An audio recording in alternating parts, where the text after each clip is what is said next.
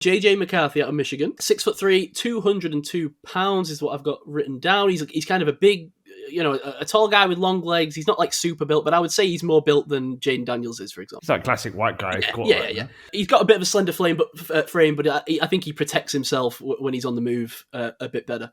I would say he's like shockingly athletic, not in that he's like a crazy athlete, insane, but just in terms of you look at him on paper and he might kind of look like Tom Brady at the combine.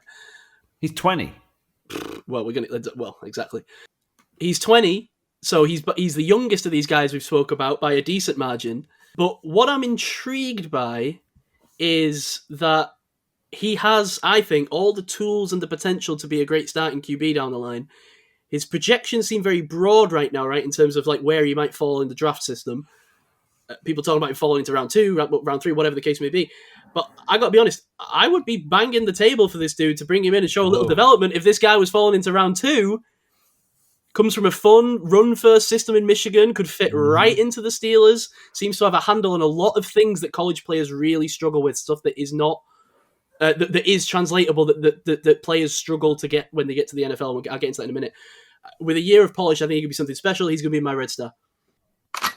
Red Star! I'm really happy you said that, Si. I think JJ McCarthy's my third favourite QB in this whole thing. I think I first mentioned this guy when we started talking about quarterbacks last year.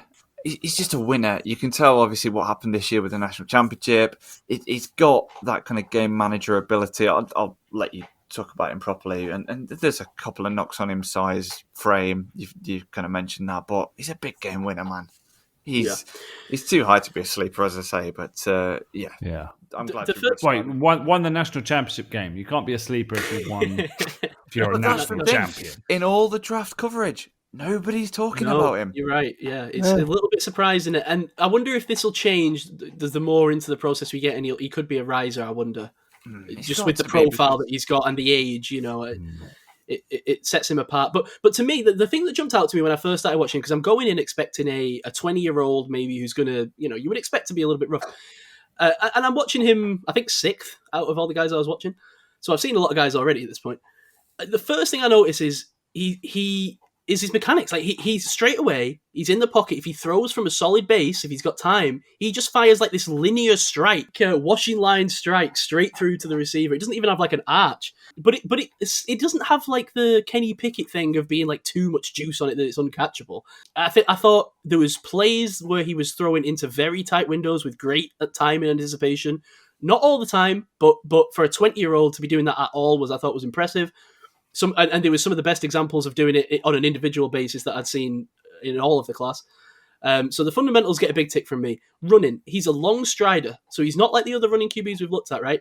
But he's not afraid to stiff arm. The team is not afraid to set him in the red zone, even though he's the frame that he is, and say, look, you're running all the way to the sideline to get the touchdown, right? He's surprisingly strong. He goes out of bounds when he needs to. He tries to protect himself when he can. I think he should be an excellent chain mover in the NFL. He won't run for long 70-yard runs or anything.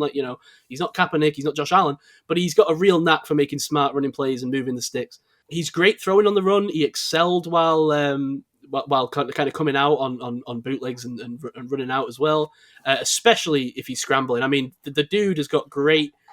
I want to talk about his pocket awareness because I don't want to say he's got great pocket awareness for one reason. I saw a lot of time on tape where if a defender was getting close to him, if there was good pressure on him from the outside, he didn't seem to have that kind of side-to-side vision, the kind of the eye in the side of your head. And that worried me a bit. I think I've got this in the notes here. I think he's more of an escapist than a manipulator. Yes. So he's just looking like panic, run, rather than I'm in control. Caleb Williams is like the control man. Like, he's not the maestro. You can run at me and I'll just move and, adjust what I'm doing. He's like, it does knock him off his game, but he's pretty good at escaping. But what he does, but the thing is though, he still has those creative moments when he's out on the run. He can generate a ton of velocity with his arm, and the thing is, he has those like kind of he's not gonna. He's happy to throw it deep on the run, right? He's got no qualms about that. But he's directing guys around in traffic, which is like I'm not comparing this guy to Mahomes, but that's like a thing that Mahomes introduced a lot to the NFL. Guys are doing it before Ben did it, but like that's an advanced thing that you don't see a lot in college unless it's the guys like Caleb Williams that are really high up in the draft. is the ability to, on the move, when things are out of structure, when things aren't going quite right, to say to the guy who's 30 yards downfield, run that way. That to me is like advanced level stuff that I don't see out of a 20-year-old quarterback that often. He's tough. He's willing to step up in the pocket and take a big hit when he needs to, I think. He's not got elite arm strength, which I think is probably why he's like not in this top 3 conversation. He does have to try and put a little bit of mustard on it to really spread it outside the numbers, even in the sort of the medium game. So I think he will live as like one of these kind of short to intermediate guys who can blow the top off on a big play every now and again. But I think he's going to be a great chain mover in the NFL. I really do. I just think where he is now at age 20 compared to where I'm looking at these 24-year-olds that I'm already a bit like and ahry about, I'm like, get this guy in the building, sit him for a year or two. Let's get this guy trained up. Kenny Pickett's out the door. Let's go. Yeah, he's a very good processor and a reader of the field for his age. Exactly. And that's what's translated. Sorry, to come back to my original point, it's that stuff that's translatable to the NFL that's very hard in college that you don't see from everyone, which is why I think he's a little bit of a better pro prospect than some of these other guys. I think he's a conservative game manager type, right? But inconsistent production, i.e. he doesn't produce when the win isn't there.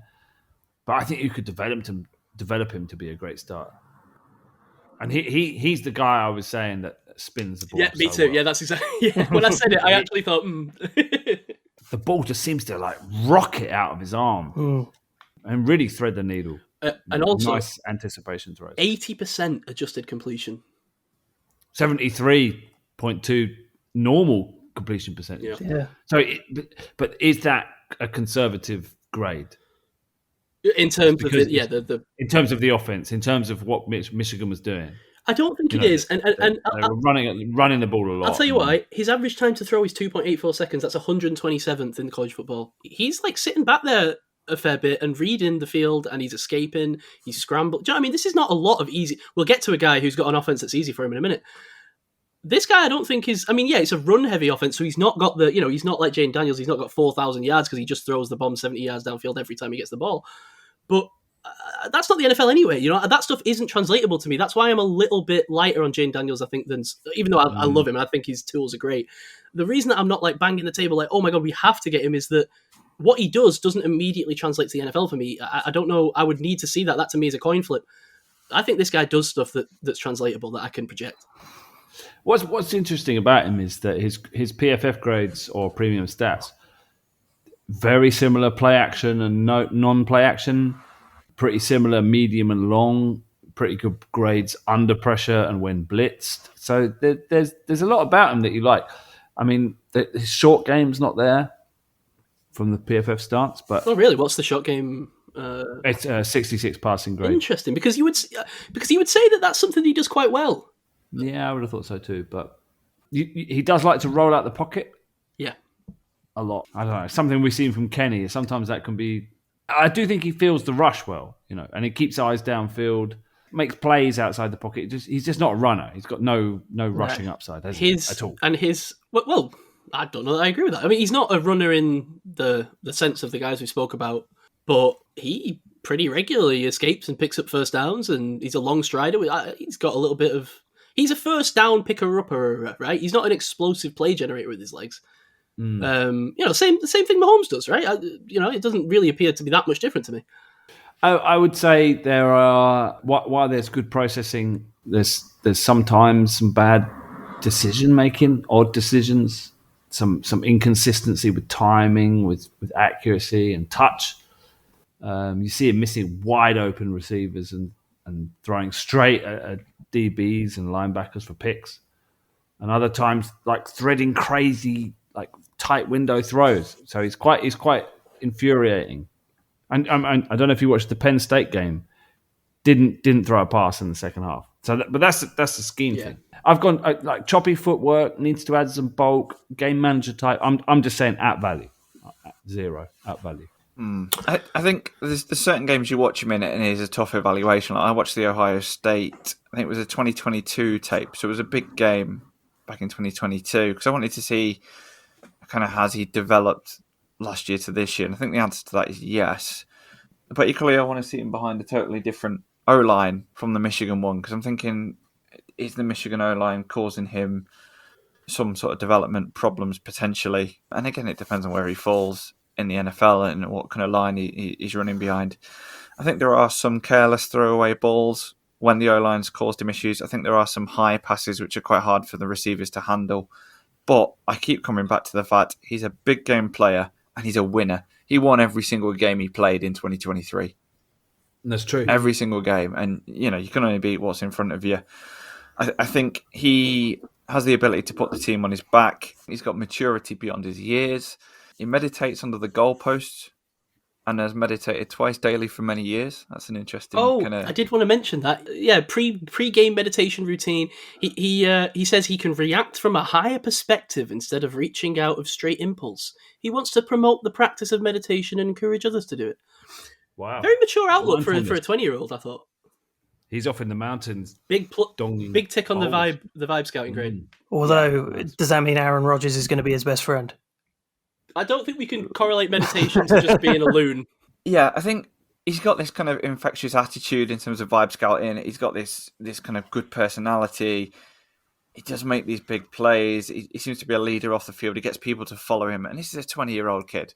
Like, if he takes a percentage of that into the NFL with his kind of game-winning ability that he seems to have, on a day 2 pick, man, if teams are looking back and going, oh yeah, why didn't we see that blatantly obvious kind of good quarterback? Like, people have looked back this year and go, oh, how does Purdy fall until the last pick in the draft? There is going to be an element where if this guy turns out to be what we think he could be, then teams could be looking back in years to come and go, oh, why did we let McCarthy skip past us? So it's a little bit complicated right now. So he's 32nd on the consensus big board on mock draft database. If you look at PFF's big board, he's all the way down at 53. So, I mean, if you were looking at that and you were saying, right, so we're talking about the Derek Carr range of quarterbacks. That's a good comp, actually, Derek Carr. Yeah, I would be banging the table at that point. If you got to our second round pick and he's sitting there, then yeah, that's +2. Thank you. To me, I think, look, we've got to dissuade ourselves of this idea that the term game manager or whatever is like the biggest knock in the world. There's a game manager going to the Super Bowl right now. Exactly. And do you know what we could do with in Pittsburgh? A game manager who could manage the game, and our defense could win it. So, I would be over the moon. I've got to be honest. I think he's a little bit more than a game manager, and I think he's 20 years old. I think he's got a ton of development to come, and I think he does the fundamentals great. So that's all I need. Okay, +2. Yeah. No, I'm delighted that you've gone that far with him, Si. I'm glad someone has, because I just thought he was leaps and bounds, to be honest with me, above some of these other prospects. I've nicknamed him Mr. Pinpoint because that's just what his throws are. It's just like so pinpoint, as you say. They're that laser. I do, yeah. Obviously, him being only 202 pounds, it would be nice to see him bulk up a little bit.